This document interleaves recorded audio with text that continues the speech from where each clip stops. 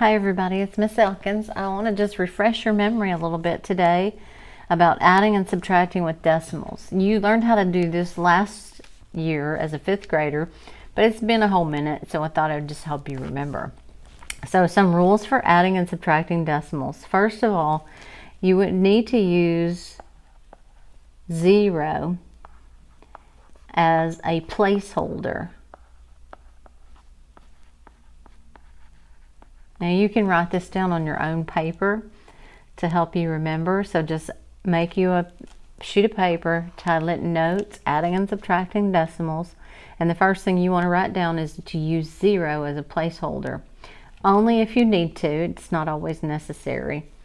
So that both numbers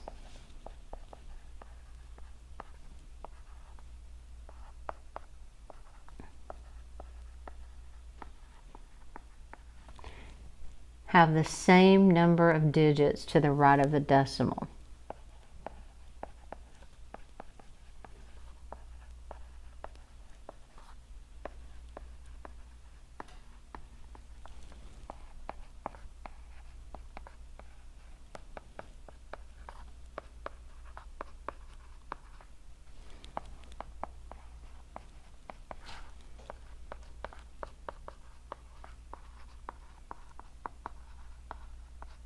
Okay, so that's the first thing. So you look at this number right here. It's 7 1/10, but then you added a 0. They added a 0 so that it would line up and have the same number of decimals as the second number, 31 29/100. And this 0 here doesn't change the value of the number. It just helps you line up the decimal places.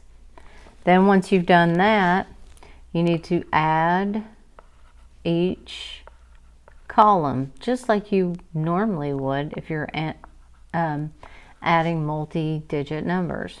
Add each column and be sure that you line up the decimal points. Okay.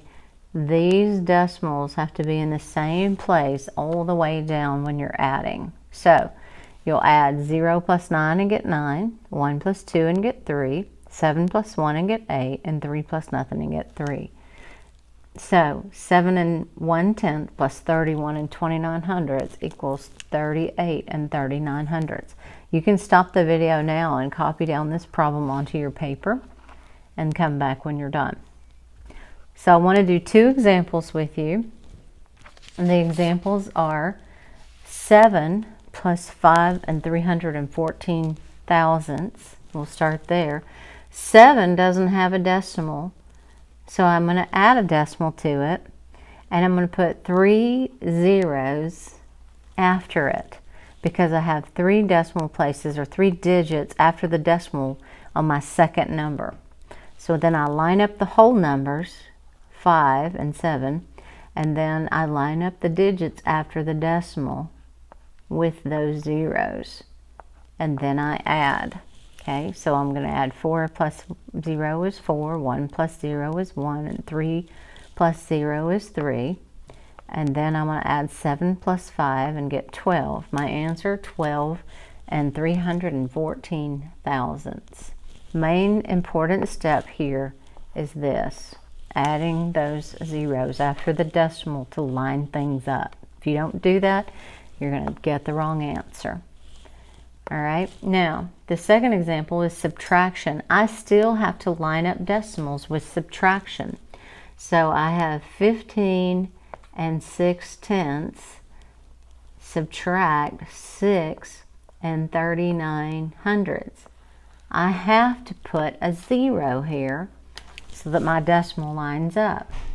And then I would just subtract like I normally would. I have to borrow from the 6, and it becomes a 5, and this becomes a 10. 10 minus 9 is 1. 5 minus 3 is 2. And then over here, I still have to borrow again, so this becomes 15. Oh, really didn't have to borrow. It's still 15 minus 6, which is 9. Okay, so main thing to remember is when you are adding or subtracting with decimals, You have to line up the decimal points. Add zeros if you're missing any digits at the end. I hope this makes sense to you. Email me if you have any questions. Have a great day.